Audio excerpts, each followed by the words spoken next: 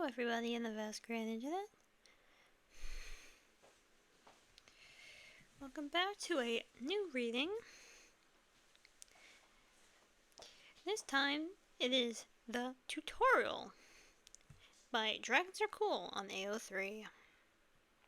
Chapter 1, An Uninvited Guest. Green came to an abrupt stop just inside the door of Jimmy's new house and just stared back at him. What? The Green had turned at the lack of footsteps following behind him. Do you not like it? I thought it was a nice little house. Tim. Green sighed and pinched at the bridge of his nose. Please tell me you at least know this place is haunted? What? No, it's not. His voice rose up to a shrill register with his indignance. Timmy, you're a Ghost Scout. How could you not notice? The other avian had noticed the shift in the air as soon as he crossed the threshold.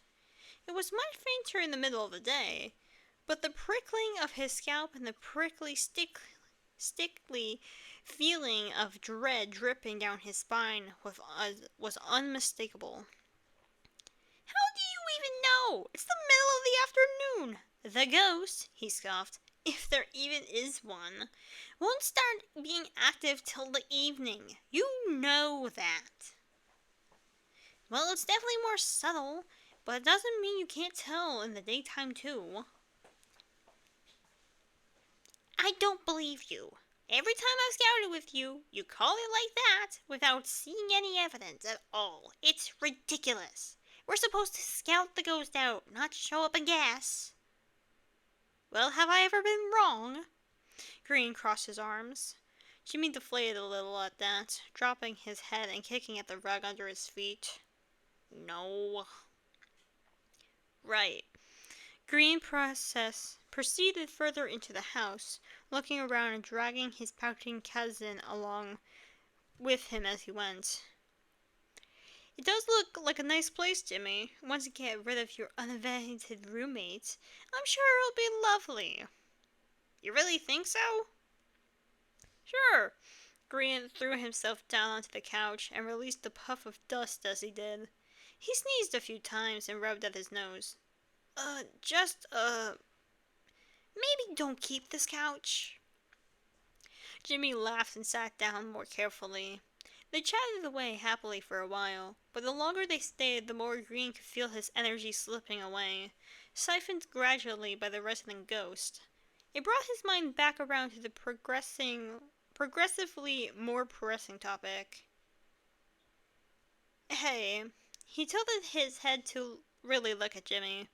Didn't you say this was the place you toured with Joel and Lizzie? Yeah, they tagged along that day. Why? I understand how you missed it, 'cause you're you. Green powered on past the indignant hey, but how did 3 Ghost Scouts miss that this place is haunted? Seriously. Ugh.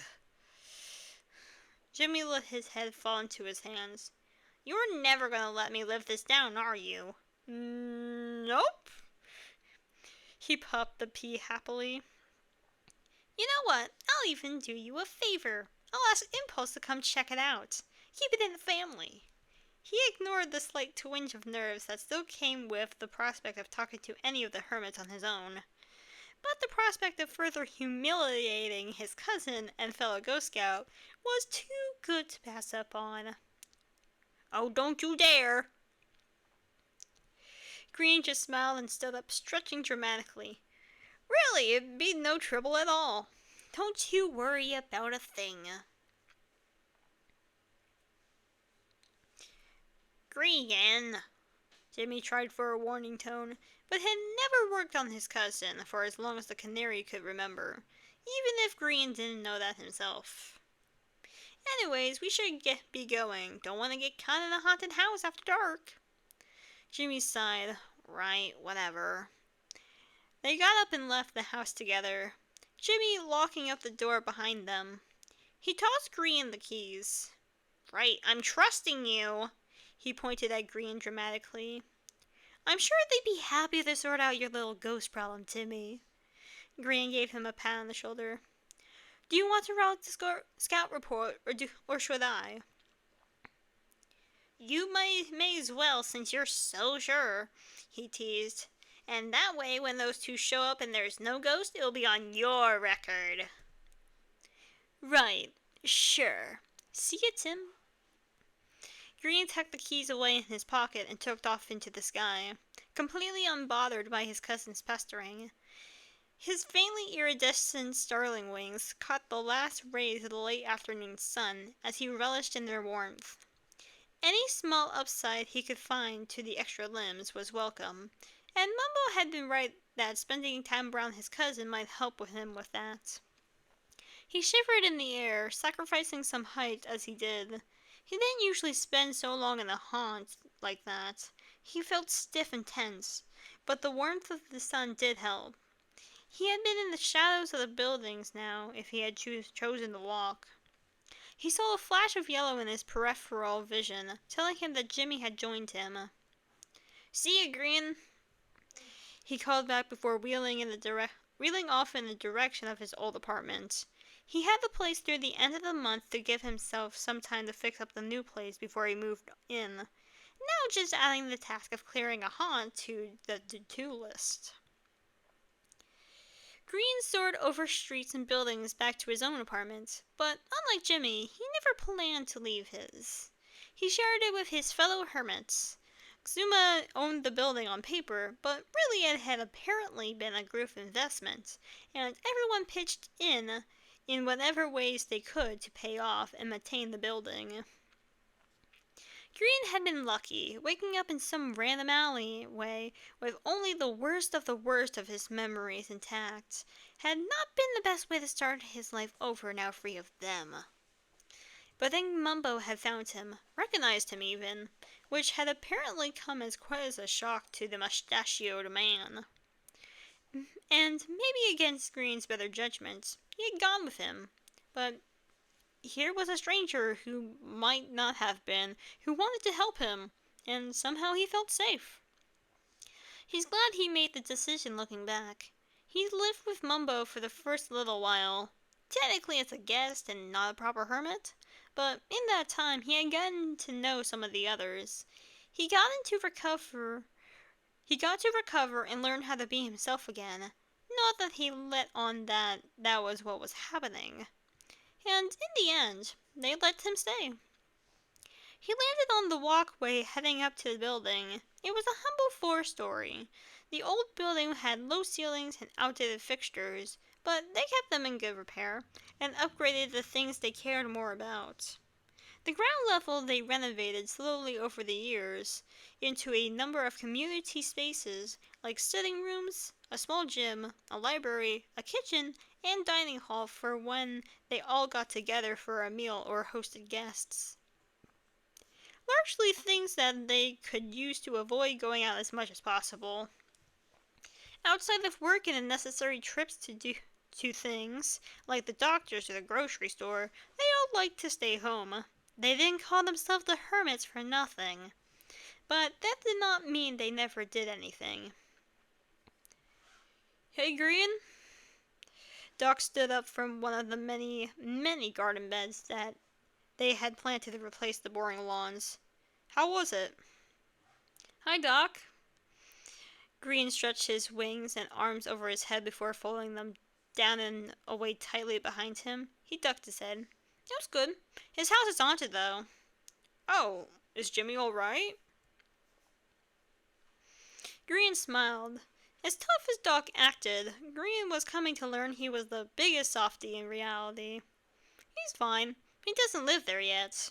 I'm going to talk to Impulse and see if he'll help. Doc nodded. He's not still there, is he? Doc squinted at the sun, which was getting lower and lower in the sky now. He wasn't a ghost professional, technically, but the Creeper did work with Tango from time to time on ghost hunting tech, so he knew enough to be concerned. No, he went back to his apartment, too. He pulled the key ring out of his pocket and smirked briefly. And I have his keys. Doc glared at the nervous, mischievous avian. Green put his hands up in a placating gesture. Hey, he gave them to me, I swear! Green started shuffling past the goat creeper towards the front of the door of the apartments. I'm sure he did. Well, Green nodded his head at the door. I should go find our personal ghost investigator. The tomatoes are looking good, by the way. He called over his shoulder as he left. He could see Doc smiling and shaking his head as he finally pushed his way through the doors. Ghost Hermit. Green. Tammy's house is haunted. Green. He didn't even notice. Impulse SV. Really? Green. Really? Quite the ghost scout he is. Impulse SV. No, you mean it's really haunted. The sun's still up. How did you figure that out? Green. It just feels like a haunt. A little less in the daytime. Green. My gut's never wrong. Tinkle Tech. That's true. Impulse SV. Does he have an investigator team lined up? Green. No, I told him I asked you. Green. It didn't feel like a particularly aggressive ghost. Tinkle Tech. Well, I'm no use till you investigator do your thing. Impulse SV. I'm sure Skiz and I can take care of it. Green. Great. I've got his key. I'll give it to you tomorrow. Green. I'm going to bed. I'm beat. Impulse SV. Feeling okay? Green. I'm fine. Just tired. Green. See you tomorrow. Impulse SV. Night, G. Tickle Tech. Good night. Green dropped his phone onto the counter and flopped onto the couch dramatically. It and the bed were so far the only furniture in his new apartment. Zuma had insisted he have them. Apparently the pulled-out bed couch itself was something of a hermit tradition. He hadn't really meant to fall asleep there, but it was a comfy couch, even not in bed form, and he was so tired. Impulse and Skiz. Impulse SV. Jimmy's new place is haunted. Want to check it out tomorrow? Skizzleman. Of course it is. Skizzleman. I'm free tomorrow. Impulse SV. Green was the one to notice, apparently. Skizzleman. Does he want to join us? We've been talking about expanding the team again. Impulse SV. I could ask him. He's still a bit skittish. Skizzleman. We could bring him along for this local trip and see what he thinks. Skizzleman. He's one of the top scouts in the GIN. He'd probably pick it up pretty quick. Impulse SV. That's true. Impulse SV. He did say he didn't think it would be that bad of a ghost either. Might be a good introduction then. Impulse SV. We can talk to him about it tomorrow. Impulse and Green. Impulse SV. Hey G, come down to the main kitchen tomorrow and we can talk ghosts. Impulse SV. I'll make pancakes. Green's phone chimed softly where he left it on the counter. The bird in question slept unperturbed on his couch. And that is the end of chapter 1.